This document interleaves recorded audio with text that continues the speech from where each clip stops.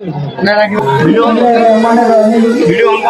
আয়োজিত ধারাবাহিক কমলাপুর মাধ্যমিক বিদ্যালয় 2023 সালের এসএসসি পরীক্ষার্থীদের বিদায় অনুষ্ঠানের আমন্ত্রিত মেহমান সভাপতি প্রধান অতিথি সহ আমার শ্রদ্ধাভাজন শিক্ষক শিক্ষার্থীগণ এবং প্রধান প্রিয় ছাত্র ছাত্রী ভাই বা বোনেরা সবার প্রতি রইল আমার আন্তরিক সালাম। আসসালামু আলাইকুম। বাস্তবতা কল্পনা এত দূরে কেন জানি না, তবে আজকে ছেড়ে যেতে হবে 5টি বছর কাটানো এই বিদ্যালয় এবং শিক্ষক ও ছোট ভাই ও বোনদের।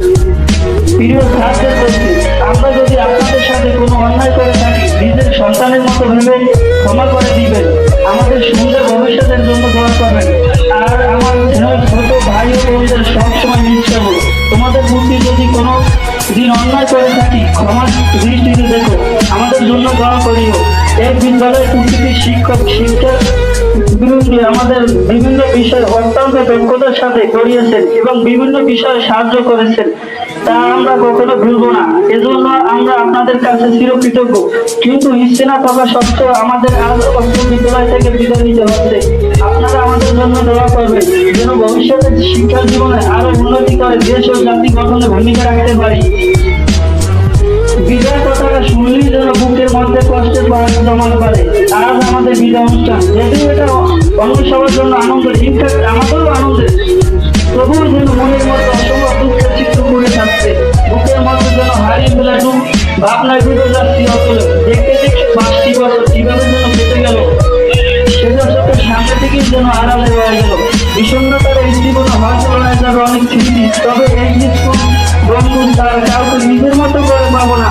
একসাথে স্কুলে যাওয়া, বন্ধুদের সাথে আড্ডা দেওয়া, স্কুল ফাঁকি দিয়ে চায়ের দোকানে আড্ডা করা, স্কুল স্যারের বকা খাওয়া, এগুলো অনেক সব মিস আমার শব্দের মাঝে আটকে যাবে। ইনফ্যাক্ট স্কুলে ঝালমুড়িওয়ালা মামাকেও মিস করবো।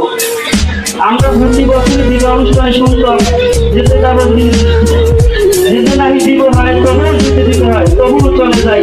আমাদের একদিন এই কথাগুলো শুনতে হবে, সেটা কখনো ভুল করি। আজ এই কথাটা শুনে কান্নায় ঢেউ জন্য নিজেকে গভীর তলে নিয়ে যাচ্ছে। তবু কিছু বিদায়ের গায়ে কথা লেগে থাকে না, ধরে হওয়া হঠাৎ যখন আঘাত আনে না বলা কথাটা শব্দ জোনাকির মতো আলো আসে, পাশে বিধ্বস্ত হয়। দোলনায় দোল খেতে খেতে সময়ের সাথে পাড়া দিয়ে বেড়ে ওঠে আমাদের সত্যি সত্যি আজকে এই দিনটি আমাদের জীবনে খুব গুরুত্বপূর্ণ একটি দিন। কিন্তু ঠিক এই মুহূর্তে এক রাশি দুর্বলতা ঘিরে ধরছে আমাকে, কিন্তু এই স্মৃতি মায়া অনেক মায়া থেকে ফিরে আসতে হচ্ছে শুধু একটা কথার কারণে, চাই ম্যান চাই রেড না।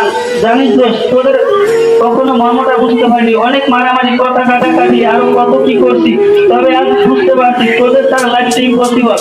আমরা চাইলে একসাথে আমরা চাইলে আর চাইলেও এভাবে একসাথে জীবনের রংধনু আঁকতে পারবো না। তাদের সাথে এত দুষ্টমি করছি, কিন্তু আজ তাদের বকা, তাদের মার খাওয়া, এগুলো অনেক কিছু করবো। শেষে একটা কথা বলতে চাই, তোরা স্মৃতি, তোরা থাকবি, তোরা স্মৃতি হয়ে থাকবি মনের ডায়েরি পাতায়।